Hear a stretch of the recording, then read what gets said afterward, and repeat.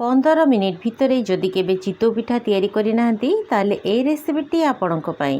तो देखंतु प्रथमे 2 कप बतुरा हितिबा अरुआ चाउल को गोटे ब्लेंडिंग जार देदेबा। सेतिरे गोटे कप बतुरा हितिबा चूड़ा देदेबा, गोटे कप कोरा हितिबा नड़िया देदेबा।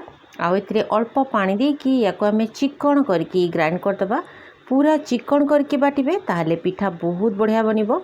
तो देखंतु गोटे मिक्सिंग बाउल रे ढालिकी एथिरे आमे दरकार मुताबक पानी देबा। यार कंसिस्टेंसी एमिति रखिबे, ना बेसी बहलिया ना बेसी पानिया। एथिरे स्वाद अनुसार लुण आ 2 चम्मच पाखापाखी चीनी देदेबा। चितौ पिठारे हल्का चीनी देले भल लगे। आणटी को बढ़िया भाव में फेंटी देबा, पाखापाखी 5 मिनिट फेंटी देबा। इंस्टांट जेतिकी पिठा आमे बनेबा सेतिकी आण रे गोटे पैकेट इनो मिसेबा।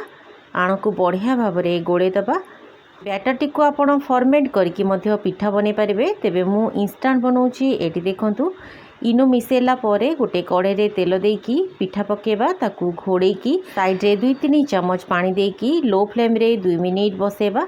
देखंतु एकदम नरम स्पंजी चितौ पिठा खाइबा पई रेडी।